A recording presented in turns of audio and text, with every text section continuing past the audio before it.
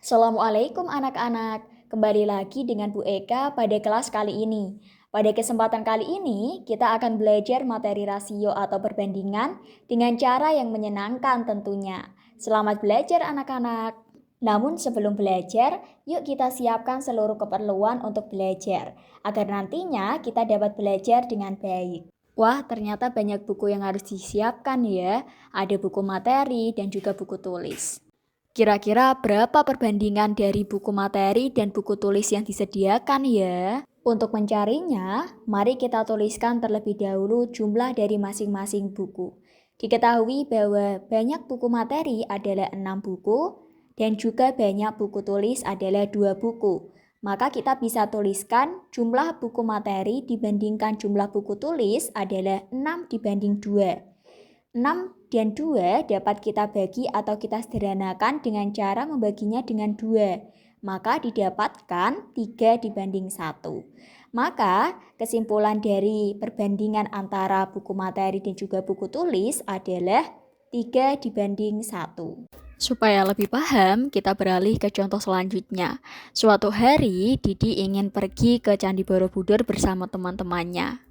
Dia akan menyiapkan beberapa baju dan beberapa celana untuk menginap di hotel bersama teman-temannya.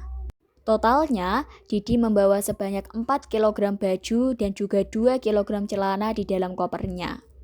Lalu, bagaimana cara kita menentukan perbandingan antara baju dan juga celana yang dibawa Didi ya? Sama dengan cara sebelumnya, kita tentukan terlebih dahulu jumlah baju dan jumlah celana. Diketahui bahwa jumlah baju dalam bentuk kilogram adalah 4 dan juga jumlah celana dalam kilogram adalah 2. Maka jumlah baju dibanding jumlah celana kita bisa tuliskan adalah 4 dibanding 2. Dari 4 dan 2 kita bisa sederhanakan dengan cara membagi masing-masing dengan 2 dan didapatkan 2 dibanding 1. Nah, bagaimana teman-teman? Sudah paham terkait dengan konsep rasio atau perbandingan kan? Selanjutnya, kita akan diberikan permasalahan yang lebih kompleks dalam penyelesaiannya. Hari ini adalah hari ulang tahun Nina. Nina merayakan ulang tahunnya bersama dengan teman-temannya. Nah, dalam hal ini, satu orang akan mendapatkan satu kardus berupa makanan atau minuman yang di dalamnya terdapat 2 roti, 3 jajan, dan 1 susu kotak. Jika pada kondisi ini disediakan 10 susu kotak, 20 roti, dan 30 jajan, maka berapa kardus yang dibutuhkan? Maka untuk menyelesaikan soal tersebut, kita perlu terlebih dahulu menuliskan hal apa saja yang diketahui dan hal apa saja yang ditanyakan. Dalam soal tersebut diketahui bahwa satu wadah berisi 2 roti, 3 jajan, dan 1 susu kotak. Dan juga ditanyakan berapa wadah yang dibutuhkan sehingga jumlah dari roti itu 20, 30 jajan, dan 10 susu kotak. Dari jumlah persediaan yang diketahui, kita dapat mengubahnya ke dalam bentuk yang sudah ada pada satu wadah, yakni pada 2 roti, 3 jajan, dan 1 susu kotak.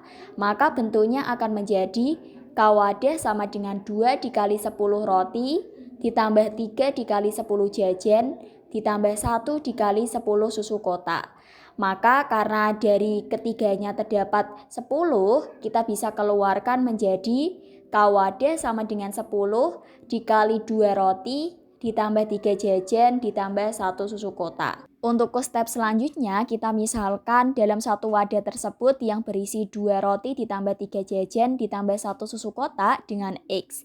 Maka kita dapat tuliskan perbandingannya adalah satu wadah dibandingkan dengan K wadah sama dengan X dibandingkan dengan 10X. Maka kita bisa kalikan silang dan menghasilkan K sama dengan 10. Jadi persediaan tersebut untuk 10 wadah. Bagaimana pembelajaran matematika? Asyik bukan? Nah, pada kesempatan kali ini kita akan merangkum dari pembelajaran yang telah kita lakukan sebelumnya. Kita belajar mengenai rasio. Rasio adalah perbandingan dua besaran dan ada beberapa cara untuk menyatakan dari rasio itu sendiri.